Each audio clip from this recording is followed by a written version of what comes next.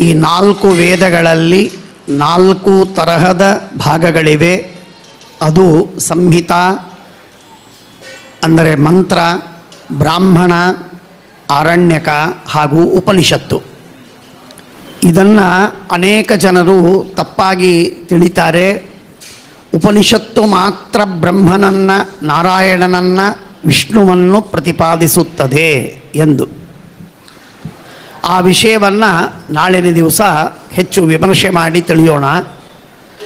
ಭಗವಂತನನ್ನು ಕೇವಲ ಉಪನಿಷತ್ತು ಮಾತ್ರ ಪ್ರತಿಪಾದನೆ ಮಾಡೋದಿಲ್ಲ, ಸಂಹಿತಾ, ಬ್ರಾಹ್ಮಣ, ಆರಣ್ಯಕಗಳು ಕೂಡ ಪರಮಾತ್ಮನನ್ನೇ ಪ್ರತಿಪಾದನೆ ಮಾಡುತ್ತವೆ. ಇದನ್ನು ಜಗತ್ತಿನಲ್ಲಿ ಸ್ಥಾಪಿಸುವುದಕ್ಕಾಗಿ, ಯಾಕೆ ಅಂದರೆ ಹೀಗೆ ಹೇಳದೆ ಕೇವಲ ಉಪನಿಷತ್ತು ಮಾತ್ರ ಪರಮಾತ್ಮನನ್ನು ಪ್ರತಿಪಾದಿಸುತ್ತದೆ ಎಂದು ಹೇಳುವುದಾದರೆ ಆಗ ವೇದೈಶ್ಚ ಸರ್ವೈಃ ಅಹಮೇವ ವೇದ್ಯಃ ವೇದಾಂತಕೃದ್ ವೇದವಿದೇವ ಚಾಹಂ.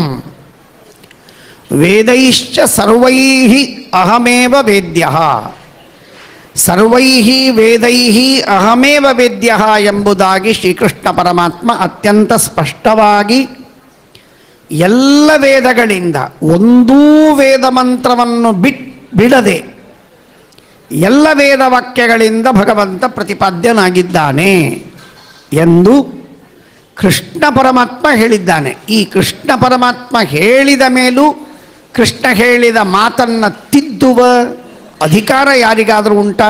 ತಪ್ಪು ಅಂತ ಹೇಳುವ ಅಧಿಕಾರ ಯಾರಿಗಾದರೂ ಉಂಟಾ? ಹಾಗಾಗಿ ಮಧ್ವಾಚಾರ್ಯರನ್ನು ಬಿಟ್ಟು ಉಳಿದವರು ಹೇಳುವುದು ಅನಂತ ವೇದಗಳಿಂದ ಪ್ರತಿಪಾದ್ಯ ದೇವರು ಎಂದು ಮಾತನ್ನು ಒಪ್ಪುವುದಿಲ್ಲವರು.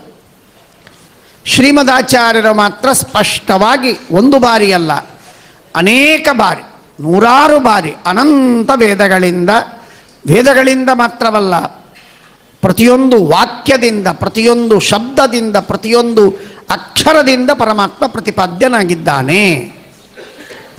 ಶೌನಕ ಋಷಿಗಳು ಅವರು ಮಧ್ವಾಚಾರ್ಯರ ಶಿಷ್ಯರಲ್ಲ, ಶಂಕರಾಚಾರ್ಯರ ಶಿಷ್ಯರಲ್ಲ, ರಾಮಾನುಜಾಚಾರ್ಯರ ಪರಂಪರೆಯಲ್ಲಿ ಬಂದವರಲ್ಲ.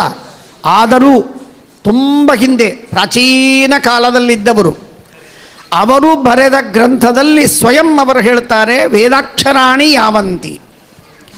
ಎಷ್ಟು ವೇದಗಳ ಅಕ್ಷರಗಳಿವೆಯೋ ಆ ಎಲ್ಲ ಅಕ್ಷರಗಳು ಕೂಡ ಭಗವಂತನನ್ನೇ ಕೊಂಡಾಡುತ್ತವೆ, ಪರಮಾತ್ಮನ ಮಹಾತ್ಮ್ಯವನ್ನೇ ಪ್ರತಿಪಾದಿಸುತ್ತದೆ ಎಂದಾಗಿ ಹೇಳುವಂಥದ್ದು.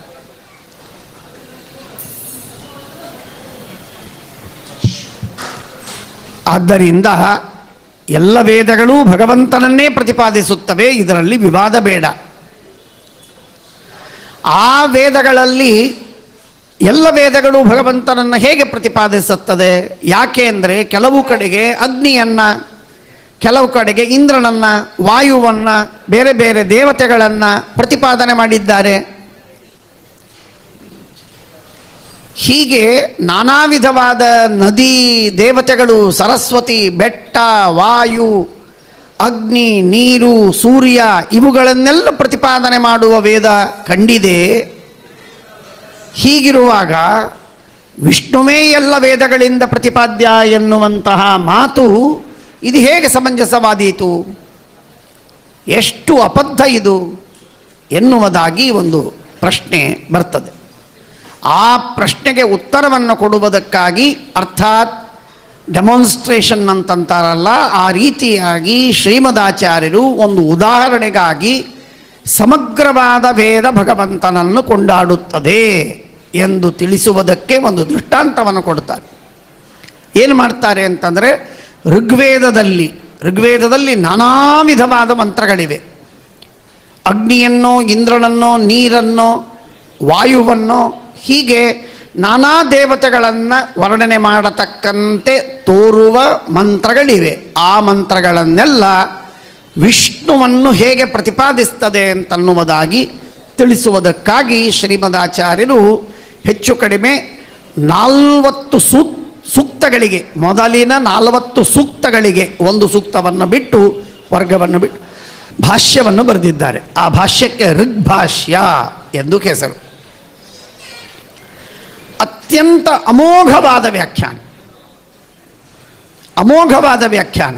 ಒಂದು ಮಾತಿನಲ್ಲಿ ಒಂದು ವಿಷಯವನ್ನು ಹೇಳಿಬಿಡ್ತೇನೆ. ಮೊದಲು ಶ್ರೀಮದ್ ಆಚಾರ್ಯರ ಭಾಷ್ಯ, ಅದಕ್ಕೆ ಟೀಕಾಕೃತ್ಪಾದರ ಟೀಕೆ, ಅವುಗಳನ್ನು ಬರೆದದ್ದನ್ನು ಓದಿದಂತಹ ಒಬ್ಬ ಲೌಕಿಕ ತೀರ ನಮ್ಮ ಧರ್ಮಕ್ಕೆ ಸಂಬಂಧಪಡದೇ ಇದ್ದ ಸಿಂಧಿ ಜನರಿಗೆ ಗುರುವಾಗಿರುವಂತಹ ಗಂಗೇಶ್ವರಾನಂದ ಅಂತ ಒಬ್ಬ ಪಂಡಿತರು. ಅವರು ಹುಟ್ಟು ಕುರುಡರು, ಆದರೆ 4 ವೇದಗಳು ಅವರಿಗೆ ಕಂಠಸ್ಥ, ಎಲ್ಲ ಶಾಖೆಗಳು ಕಂಠಸ್ಥ, ಎಲ್ಲ ಬ್ರಾಹ್ಮಣ ಆರಣ್ಯಕಗಳು, ಜೊತೆಗೆ ವ್ಯಾಕರಣ, ನಿರುಕ್ತ ಎಲ್ಲ ಅವರಿಗೆ ಬಾಯಿಗೆ ಬರ್ತದೆ. ನಮ್ಮ ಶ್ರೀಮದಾಚಾರ್ಯರ ಭಾಷ್ಯ ಮತ್ತು ಟೀಕೆಗಳು ಅವರಿಗೆ ಬಾಯಿಗೆ ಕಂಠಸ್ಥ.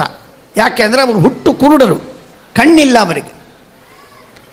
ಅಂಥವರ ಜೊತೆಗೆ ನಮ್ಮ ತಂದೆ ಹೋಗಿ ಭೇಟಿಯಾಗಬೇಕಾದ ಪ್ರಸಂಗ ಬಂತು. ಅವರಿಗೆ ಶತಮಾನೋತ್ಸವ ಇತ್ತು. ಅವತ್ತಿನ ದಿವಸ ನಾನೂ ಹೋಗಿದ್ದೆ ಅವರ ಜೊತೆಗೆ, ನಮ್ಮ ತಂದೆಯ ಜೊತೆಗೆ. ಆಗ ಅವರು ಹೇಳಿದರು, ಏನು ಹೇಳಿದರು, ರಿಮಾರ್ಕ್ ಮಾಡಿದ್ದೇನು ಅಂದರೆ, ದಯಾನಂದರು ಗೊತ್ತಿದೆ ನಿಮಗೆ, ದಯಾನಂದ ಸರಸ್ವತಿ ಆರ್ಯ ಸಮಾಜದ ಪ್ರವರ್ತಕರು. ಅವರು ಸಮಗ್ರವಾದ ವೇದಗಳಿಗೆ ವಿಷ್ಣು ಪರ, ಅರ್ಥಾತ್ ಈಶ್ವರ ಪರ, ವಿಷ್ಣು ಬ್ರಹ್ಮನನ್ನು ಹೇಳುತ್ತದೆ ಎಂದಾಗಿ ದಯಾನಂದ ಸರಸ್ವತಿಗಳೇನು ವ್ಯಾಖ್ಯಾನ ಮಾಡಿದ್ದಾರೆ, ಅದೆಲ್ಲವೂ ಅವರ ಭಾಷೆಯಲ್ಲಿ ಶಬ್ದದಲ್ಲಿ ಹೇಳುವುದಾದರೆ ಶ್ರೀಮದ್ ಆನಂದ ತೀರ್ಥ ಭಾಷ್ಯೇನ ಚುರಿತಂ, ಅವರು ಚೌರ್ಯವನ್ನು ಮಾಡಿದ್ದಾರೆ ಎಂದಾಗಿ ಹೇಳಿದರು. ಅಂದರೆ ವೇದಗಳು ವಿಷ್ಣು ಪರವಾಗಿದೆ ಎನ್ನುವಂತಹ ತತ್ವವನ್ನು ಶ್ರೀಮದಾಚಾರ್ಯರು 800 ವರ್ಷಗಳ ಹಿಂದೆ ಹೇಳಿದ್ದು. ಅದನ್ನು ಮತ್ತೆ ಪುನಃ ಆರ್ಯ ಸಮಾಜದ ಪ್ರವರ್ತಕರಾದ ದಯಾನಂದ ಸರಸ್ವತಿಗಳು ತಮ್ಮ ಭಾಷ್ಯದಲ್ಲಿ ಆ ಮಾತನ್ನು, ಆ ಕ್ರಮವನ್ನು, ಆ ರೀತಿಯನ್ನು ಸಮರ್ಥನೆ ಮಾಡ್ತಾರೆ. ಆದರೆ ಇದು ಅವರ ಸ್ವಂತದ್ದಲ್ಲ, ಆದರೆ ಶ್ರೀಮದಾಚಾರ್ಯರು ಹೇಳಿದ್ದನ್ನೇ ಅವರು ಹೇಳಿದ್ದಾರೆ ಎಂದಾಗಿ ಈ 100 ವರ್ಷದ ಗಂಗೇಶ್ವರಾನಂದರು ಈ ಮಾತನ್ನು ಹೇಳ್ತಾರೆ. ಹಾಗಾಗಿ ಇವತ್ತು ಅನೇಕರು, ನಮ್ಮಲ್ಲಿ ಅನೇಕರು ಇಂಟೆಲೆಕ್ಚುವಲ್ಸ್ ಅವರೆಲ್ಲರೂ ಕೂಡ ಪಾಶ್ಚಾತ್ಯರ ಪ್ರಭಾವಕ್ಕೆ ಒಳಗಾಗಿ ದೇವರು ವೇದದಿಂದ ಪ್ರತಿಪಾದ್ಯನೇ ಅಲ್ಲ ಎನ್ನುವ ಮಾತನ್ನು ಹೇಳುವಂಥದ್ದು. ಆ ವಾದವನ್ನು ಮತ್ತೊಮ್ಮೆ ಈ 50 ದಿನಗಳಲ್ಲಿ ಒಂದು ದಿವಸ ಯಾವಾಗಾದರೂ ಹೇಳ್ತೇನೆ. ಅದರ ಖಂಡನೆಯನ್ನು ನಾವು ಮಾಡಿಕೊಂಡು ತಿಳಿದುಕೊಳ್ಳಬೇಕು. ಶ್ರೀಮದಾಚಾರ್ಯರು ಋಗ್ವೇದಕ್ಕೆ ವ್ಯಾಖ್ಯಾನವನ್ನು ಮಾಡುತ್ತಿರುವಾಗ, ಭಾಷ್ಯವನ್ನು ಬರೆಯುವಾಗ ಮೊದಲ ಮಂತ್ರಕ್ಕೆ ಭಾಷ್ಯವನ್ನು ಬರೀತಾರೆ. ಮೊದಲ ಮಂತ್ರಕ್ಕೆ ಭಾಷ್ಯವನ್ನು ಬರೆಯುವ ಸಂದರ್ಭದಲ್ಲಿ ಇಡೀ ಮಂತ್ರದ ಅರ್ಥವನ್ನು ನಾನು ಹೇಳೋದಿಲ್ಲ, ಎಷ್ಟು ಸುಂದರವಾದ ಒಂದು ಮಾತಿನ ಅರ್ಥವನ್ನು ಹೇಳ್ತಾರೆ ತಿಳಿದಿ. ಅಗ್ನಿಮೀಳೆ ಪುರೋಹಿತಂ ಯಜ್ಞಸ್ಯ ದೇವಭೃತ್ವಿಜಂ ಹೋತಾರಂ ರತ್ನಧಾತಮಂ. 2-3 ಶಬ್ದಗಳಿಗೆ ಮಾತ್ರ ಅರ್ಥವನ್ನು ಹೇಳುವ ಪ್ರಯತ್ನವನ್ನು ಮಾಡ್ತೇನೆ, ಅಭಿಪ್ರಾಯವನ್ನು ತಿಳಿಸ್ತೇನೆ. ಪುರೋಹಿತ ಪುರೋಹಿತ ಎಂಬುದಾಗಿ ಅಗ್ನಿಯನ್ನು ಕರೆದದ್ದುಂಟು. ಅಗ್ನಿ ಇವನು ಪುರೋಹಿತನೇನಲ್ಲ. ಅಂದರೆ ಇವತ್ತು ನಿನ್ನೆ ನಾವು ವ್ಯವಹಾರ ಮಾಡುವಂತಹ ಯಾವ ಪುರೋಹಿತ ಎಂಬ ಶಬ್ದದ ಅರ್ಥವಿದೆಯಲ್ಲ, ಆ ಅರ್ಥದಲ್ಲಿ ಅಗ್ನಿ ಎಂದೆಂದಿಗೂ ಯಾರ ಪೌರೋಹಿತ್ಯವನ್ನೂ ಮಾಡಿಲ್ಲ. ದೇವರನ್ನು ಪುರೋಹಿತ ಅಂತ ಕರಿಬೇಕೀಗ.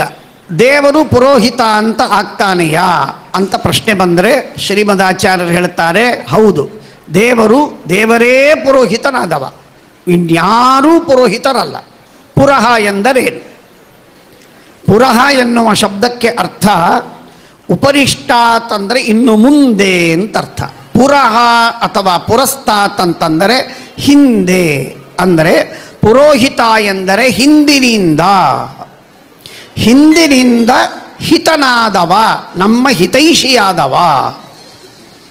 ಶ್ರೀಮದಾಚಾರ್ಯರು ಹೇಳುವ ಅರ್ಥ ಎಷ್ಟು ಸೊಗಸಾಗಿದೆ ಅಂದರೆ, ಪುರೋಹಿತ ಅಂತ ದೇವರನ್ನು ಕರೆಯುವುದಕ್ಕೆ ಕಾರಣವೇನು ಎಂದರೆ ಪರಮಾತ್ಮ ಪುರೋಹಿತನಾಗಿದ್ದಾನೆ ಅಂದ್ರರ್ಥ.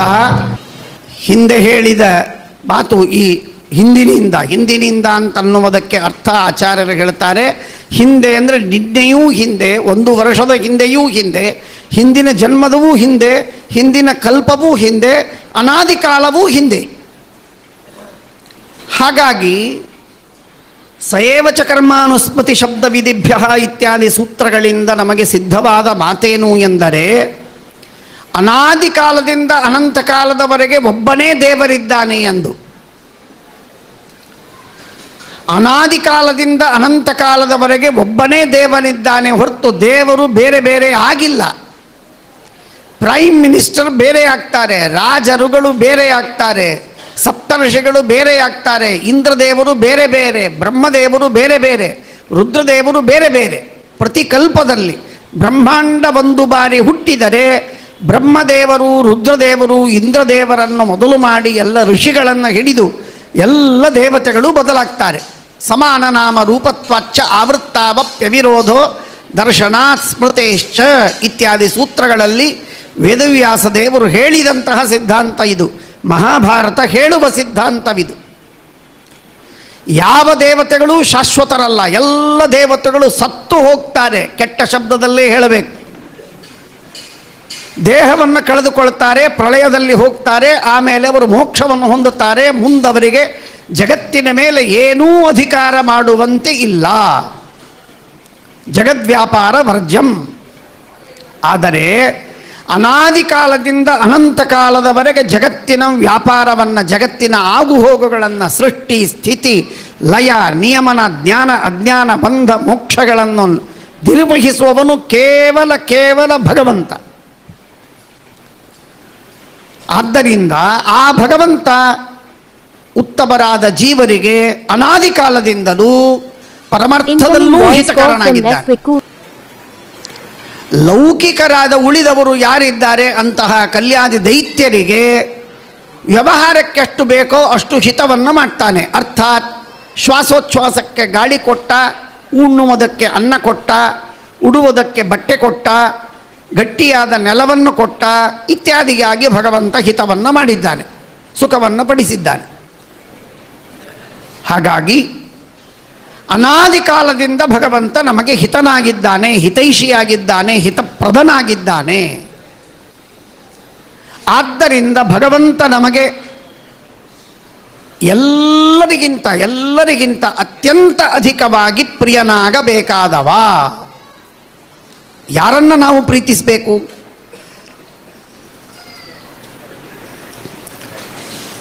ಪುತ್ರವಿತ್ತ ಸರ್ವಾದಿಗಳಿಂದಲೂ ಹೆಚ್ಚು ಅಧಿಕವಾಗಿ ಪ್ರೀತಿಸಬೇಕಾದದ್ದು ಭಗವಂತನನ್ನು.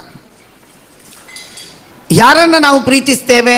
ಯಾರು ಸಾಮಾನ್ಯವಾಗಿ ನಾನು ಹೇಳ್ತಿರ್ತೇನೆ, ದಾರಿಯಲ್ಲಿ ಹೋಗ್ತಾ ಇರುವಾಗ ನನ್ನ ಜೇಬಿನಿಂದ ಕೆಳಗೆ ಕರ್ಚೀಫ್ ಬಿದ್ದರೆ, ಆ ಕರ್ಚೀಫ್ ಬಿದ್ದರೆ ಅದಕ್ಕೇನು ಬೆಲೆ ಇಲ್ಲ. ಆ ಕರ್ಚೀಫ್ ಬಿದ್ದರೆ ಯಾರೋ ಎತ್ತಿ ಕೊಟ್ಟ ಅಂದರೆ ಥ್ಯಾಂಕ್ಸ್ ಅಂತೇವೆ. ದಾರಿಯಲ್ಲಿ ಬಿದ್ದ ಒಂದು ಕಾಗದವೋ ನನ್ನ ಜೇಬಿನಲ್ಲಿದ್ದ ಕಾಗದ ಕೆಳಗೆ ಬಿದ್ದರೆ ಅಥವಾ ಒಂದು ಕರ್ಚೀಫ್ ಬಿದ್ದರೆ ಅದನ್ನು ಕೊಟ್ಟವನಿಗೆ ನಾವು ಥ್ಯಾಂಕ್ಸ್ ಹೇಳುವುದಾದರೆ, ಯಾರು ನಮಗೆ ನಿನ್ನೆ ನಮ್ಮ ಶಿಷ್ಯ ಒಂದು ದೃಷ್ಟಾಂತವನ್ನು ಕೊಟ್ಟ. ಬಹಳ ಗೊಂದಲವಿದ್ದಾಗ 16,000 ಜನರು ಊಟಕ್ಕೆ ಇದ್ದಾಗ ಪಕ್ಕಕ್ಕೆ ಒಂದು ಎಲೆ ಹಿಡಿದುಕೊಂಡು ಕೂತವನಿಗೂ ಕೂಡ ಥ್ಯಾಂಕ್ಸ್ ಅಂತ ಹೇಳ್ತೇವೆ. ಒಳ್ಳೇದಾಯ್ತಪ್ಪ ನೀವು ಕೊಟ್ರಿ, ಎಲೆ ಕೊಟ್ರಿ, ಬಹಳ ಒಳ್ಳೇದಾಯ್ತು ಅಂತಂತೇವೆ ನಾವು. ಹೀಗಿರುವಾಗ ಅನಾದಿ ಕಾಲದಿಂದ ಅನಂತ ಅನಂತ ಅನಂತ ಜನ್ಮಗಳನ್ನು ಕೊಟ್ಟಿದ್ದಾನೆ, ಅನಂತ ದೇಹಗಳನ್ನು ಕೊಟ್ಟಿದ್ದಾನೆ. ಆ ದೇಹಗಳಲ್ಲಿ ನಾಡಿಗಳನ್ನು ಕೊಟ್ಟಿದ್ದಾನೆ, ಬುದ್ಧಿ ಇದೆ, ಮಸ್ತಿಷ್ಕವಿದೆ, ಬ್ರೇನ್ ಇದೆ, ಹಾರ್ಟ್ ಇದೆ, ಲಂಗ್ಸ್ ಇದೆ, ಕಿಡ್ನಿ ಇದೆ, ಆಹಾರ ವಿಹಾರಗಳಿವೆ, ಸುಖವಿದೆ, ಎಲ್ಲವನ್ನೂ ಕೊಟ್ಟು ರಕ್ಷಣೆ ಮಾಡಿದ ಪರಮಾತ್ಮ ಎಲ್ಲಕ್ಕೆ ಮೇಲಾಗಿ ನಮ್ಮ ಉನ್ನತಿಯನ್ನು ಕಾಣುವುದಕ್ಕೆ ಬೇಕಾಗಿರುವಂತಹ ಏನು ವೇದಾದಿ ಶಾಸ್ತ್ರಗಳಿವೆ ಅವುಗಳನ್ನು ಪ್ರವರ್ತನೆ ಮಾಡಿದ್ದಾನೆ. ಅವುಗಳನ್ನು ಗುರುಗಳ ದ್ವಾರ ಉಪದೇಶ ಮಾಡುವುದಕ್ಕೆ ಪರಮಾತ್ಮ ವ್ಯವಸ್ಥೆಯನ್ನು ಮಾಡಿಕೊಟ್ಟಿದ್ದಾನೆ.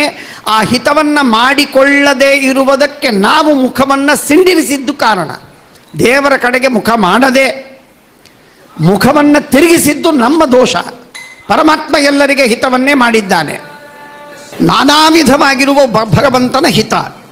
ಪರಮಾತ್ಮ ಸುಖವನ್ನು ಕೊಡುವುದು ಬೇರೆ, ಹಿತವನ್ನು ಮಾಡುವುದು ಬೇರೆ.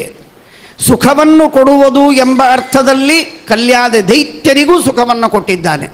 ಹಿತವನ್ನು ಮಾಡಿದ್ದಾನೆ ಎಂಬ ಅರ್ಥದಲ್ಲಿ, ಪರಮಾರ್ಥದಲ್ಲಿ ಹಿತವನ್ನು ಮಾಡಿದ್ದಾನೆ ಎಂಬ ಅರ್ಥವನ್ನು ವಿಚಾರ ಮಾಡುವುದಾದರೆ ಉತ್ತಮರಾದ ಸಕಲ ಜೀವರಾಶಿಗಳಿಗೂ ಕೂಡ ಅನಾದಿ ಕಾಲದಿಂದ ಅನಂತ ಕಾಲದವರೆಗೆ ನಮಗೆ ಭಗವಂತ ಹಿತವನ್ನು ಮಾಡುತ್ತಾ ಬಂದಿದ್ದಾನೆ. ಇಷ್ಟು ಹಿತವನ್ನು ಮಾಡಿ ಎಲ್ಲ ವಿಧವಾದ ನಾವು ತಪ್ಪು ಮಾಡಿದರೆ ಆ ತಪ್ಪು ಮಾಡದಿದ್ದಂತೆ ನಮ್ಮನ್ನು ಪ್ರೇರಿಸ್ತಾನೆ. ಸಜ್ಜನರಿಂದ, ಗುರುಗಳಿಂದ, ತಂದೆ ತಾಯಿಗಳಿಂದ ನಮಗೆ ಬೋಧನೆ ಮಾಡಿಸ್ತಾನೆ. ಇದು ತಪ್ಪು, ಹೀಗೆ ಮಾಡಬೇಡ, ಶರೆ ಕುಡಿಬೇಡ, ಮಾಂಸ ತಿನ್ನಬೇಡ, ಸುಳ್ಳು ಹೇಳಬೇಡ, ಯಾರನ್ನು ಹೊಡಿಬೇಡ, ವ್ಯಭಿಚಾರ ಮಾಡಬೇಡ ಇತ್ಯಾದಿಯಾಗಿ ಬೋಧನವನ್ನು ಮಾಡಿಸುವುದು ಇದುವೇ ಹಿತ. ಈ ವಿಧವಾದ ಹಿತವನ್ನು ಮಾಡುತ್ತಾ ಪರಮಾತ್ಮ, ಇದು ಅನಾದಿ ಕಾಲದಿಂದ ಪರಮಾತ್ಮ ನಮ್ಮೆಲ್ಲ ಜೀವರಾಶಿಗಳಿಗೆ ಮಾಡುತ್ತಾ ಬಂದಿದ್ದಾನೆ. ಇಂಥ ಪರಮಾತ್ಮ ಇಷ್ಟು ಉಪಕಾರವನ್ನು ಮಾಡಿದ ಆ ಉಪಕಾರಕ್ಕೆ ಇತಿಮಿತಿಗಳೇ ಇಲ್ಲ. ಒಂದು ಕ್ಷಣ ನಮ್ಮ ಬ್ರೇನಿನಲ್ಲಿ ಕ್ಲಾಟ್ ಆಗಿಬಿಟ್ಟರೆ ಸತ್ತು ಹೋಗುವ ಪ್ರಸಂಗ, ಪ್ಯಾರಲಿಸಿಸ್ ಅಂತೂ ಹಾಗೇ ಆಗತ್ತೆ. ಹಾಗಾಗದಿದ್ದಂತೆ 90-100 ವರ್ಷಗಳವರೆಗೆ ಮಾನವರು ಬದುಕ್ತಾರಲ್ಲ, ಹೇಗಿದ್ದು ಸಾಧ್ಯ? ಅಷ್ಟು ವ್ಯವಸ್ಥಿತವಾಗಿ ನಮ್ಮ ದೇಹವನ್ನು ರಚನೆ ಮಾಡಿಲ್ಲವೇ? ಅಷ್ಟು ಉತ್ತಮವಾಗಿ ಆಹಾರವನ್ನು ಕೊಟ್ಟಿಲ್ಲವೇ? ವಾತಾವರಣ ನಿರ್ಮಾಣವಿಲ್ಲವೇ? ಭೂಮಿಯಲ್ಲಿ ಆ ವಿಧವಾದ ವ್ಯವಸ್ಥೆಗಳಿಲ್ಲವೇ? ಇಷ್ಟೆಲ್ಲ ಮಾಡಿ ಜೊತೆಗೆ ನಮಗೆ ಮಾನವ ದೇಹವನ್ನು ಕೊಟ್ಟು ಯಾವುದಕ್ಕೂ ಭಗವಂತನಿಗೆ ಏನೂ ಲಾಭವಿಲ್ಲ, ಸ್ಪಷ್ಟವಾಗಿ ತಿಳಿಯಿರಿ. ಆದರೂ ಭಗವಂತ ನಮಗೆ ಉಪಕಾರವನ್ನು ಮಾಡುತ್ತಲೇ ಬಂದಿದ್ದಾನೆ. ವಿಶೇಷವಾಗಿ ಹಿತ, ವೇದಾದಿ ಸಚ್ಚಾಸ್ತ್ರಗಳ ಉಪದೇಶ, ಅದನ್ನು ತಿಳಿಸಿಕೊಡುವಂತಹ ಗುರುಗಳ ನಿರ್ಮಾಣ, ಅವುಗಳಿಂದಾಗಿ ನಮಗೆ ಪ್ರೇರಣೆ ಸನ್ಮಾರ್ಗದಲ್ಲಿ, ಇವನ್ನೆಲ್ಲ ಮಾಡುತ್ತಾ ಪರಮಾತ್ಮ ನಿರಂತರವಾಗಿ ಹಿತವನ್ನು ಮಾಡಿದ್ದಾನೆ. ಒಬ್ಬರಿಗಲ್ಲ, ಇಬ್ಬರಿಗಲ್ಲ, ಅನಂತಾನಂತ ಸಜ್ಜೀವರಿಗೆ. ಇಷ್ಟು ಅನಂತ ಸಜ್ಜೀವರಿಗೆ ಉಪಕಾರವನ್ನು ಮಾಡಿದ ಭಗವಂತ.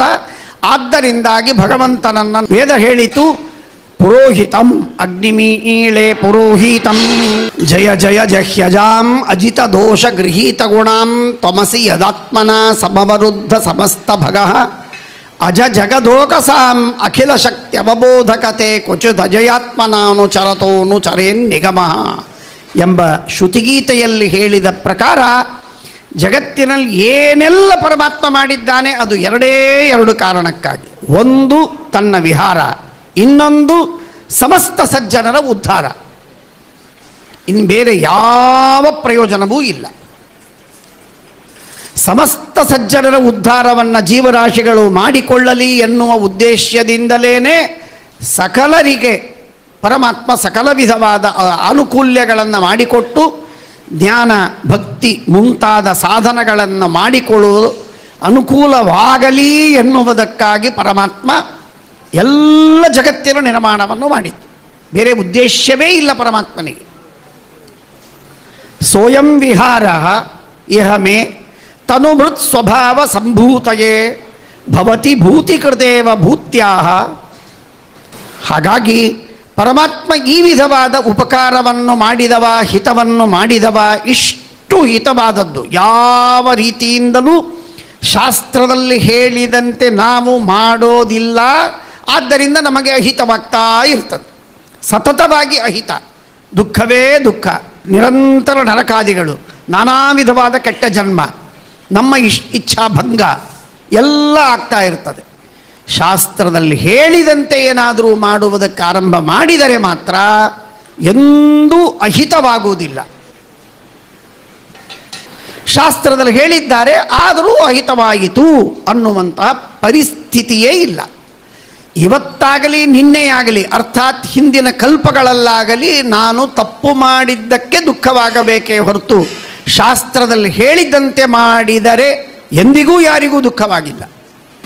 ಆದ್ದರಿಂದ ಭಗವಂತ ನಾನಾ ವಿಧವಾದಂತಹ ಸಂದರ್ಭಗಳಲ್ಲಿ ಬೇರೆ ಬೇರೆ ವಾಂಗ್ಮಯಗಳು, ಶಾಸ್ತ್ರಗಳಿವೆ, ಅವೆಲ್ಲ ಹಿತವನ್ನು ಮಾಡಬಹುದು. ಆದರೆ ಭಗವಂತ ಹೇಳಿದ ಶಾಸ್ತ್ರಗಳು, ವೇದ ಮಹಾಭಾರತಾದಿ ಶಾಸ್ತ್ರಗಳ ಮಾತ್ರ ಎಂದೆಂದಿಗೂ ಜೀವರಿಗೆ ಅಹಿತವನ್ನು ಮಾಡಿಲ್ಲ. ಆದ್ದರಿಂದ ಅಂಥ ಭಗವಂತನ ತತ್ವವನ್ನು ನಾವು ಉಪಾಸನೆ ಮಾಡುವಾಗ ಅತ್ಯಂತ ಅನಿವಾರ್ಯವಾಗಿ ಅವಶ್ಯಕವಾಗಿ ಪರಮಾತ್ಮನನ್ನು ಹೇಗೆ ಅನಂತ ಗುಣಪೂರ್ಣ ಎಂದು ಉಪಾಸನೆ ಮಾಡುವುದು ಅತ್ಯಂತ ಅನಿವಾರ್ಯವೋ ಅಷ್ಟು ಅಷ್ಟೇ ಅನಿವಾರ್ಯ, ಸಮತೂಕವಾಗಿ ಅನಿವಾರ್ಯವಾದದ್ದು ಭಗವಂತ ನಮಗೆ ಪ್ರಿಯ, ಅನಾದಿತಃ ಹಿತಕಾರಿ, ಪರಮೋಪಕಾರಕ ಎನ್ನುವಂತಹ ತತ್ವವನ್ನು ಸದಾಕಾಲ ಉಪಾಸನೆ ಮಾಡುವುದು ಅವಶ್ಯಕವಾಗಿದೆ. ಈ ರೀತಿಯಾಗಿ ಭಗವಂತನನ್ನು ನಮಗೆ ಪ್ರಿಯ ಎಂಬುದಾಗಿ ಉಪಾಸನೆ ಮಾಡುವುದೇನಿದೆಯಲ್ಲ, ಇದುವೇ ಭಕ್ತಿಯ ಎರಡನೆಯ ಅಂಶ. ಅದಕ್ಕೆ ಹೇಳ್ತಾರೆ ಸ್ನೇಹ. ಮೊದಲನೇದ್ದು ಭಗವಂತನ ಅನಂತ ಗುಣಪೂರ್ಣತ್ವದ ಜ್ಞಾನ, ಮಹಾತ್ಮ್ಯ ಜ್ಞಾನವಾದರೆ ಪರಮಾತ್ಮ ಅನಂತೋಪಕಾರಕನಾಗಿದ್ದಾನೆ ಎಂಬ ತಿಳುವಳಿಕೆಯಿಂದ ಮಾಡುವ ಏನೊಂದು ಸ್ನೇಹ ವಿಶೇಷವಿದೆ, ಅದುವೇ ಭಕ್ತಿ. ಹಾಗಾಗಿ ಆ ಮಹಾತ್ಮ್ಯ ಜ್ಞಾನಪೂರ್ವಕವಾಗಿರುವಂತಹ ಸ್ನೇಹವನ್ನು ಪಡೆಯುವುದಕ್ಕೆ ಒಂದು ಉಪಾಯಭೂತವಾಗಿರುವ ಶ್ರೀಮದಾಚಾರ್ಯರ ಬೃಹದಾರಣ್ಯಕ ಹೇಳುವಂತಹ ವಿಶಿಷ್ಟವಾದ ತತ್ವ ಇದು. ಅಂತೆಯೇ ಯಾದವಾರ್ಯರು ಇದನ್ನೆರಡನ್ನೂ ಸಂಗ್ರಹ ಮಾಡಿ ಹೇಳುವುದಕ್ಕಾಗಿ ಹೇಳ್ತಾರೆ, ಪರಮಾತ್ಮ ಸರ್ವೋತ್ತಮ ಎನ್ನುವ ಒಂದು ಜ್ಞಾನ ಒಂದಂಶ, ಸಹ ಮಮ ಮಹೋಪಕಾರಕ ಅನ್ನುವುದು ಎರಡನೇ ಅಂಶ. ಈ ಎರಡೂ ಅಂಶಗಳು ಸರ್ವೋತ್ತಮತ್ವ ಜ್ಞಾನ ಹಾಗೂ ಪರಮೋಪಕಾರಕತ್ವ ಜ್ಞಾನ, ಈ ಎರಡು ಜ್ಞಾನಗಳನ್ನು ನಾವು ಎಷ್ಟು ರೀತಿಯಿಂದ ಸಾಧ್ಯವಿದೆ ಅಷ್ಟು ರೀತಿಯಿಂದ ಪಡೆದು ಪರಮಾತ್ಮನ ಉಪಾಸನೆಯನ್ನು ಮಾಡಬೇಕು. ಶ್ರೀಕೃಷ್ಣಾರ್ಪಣಮಸ್ತು.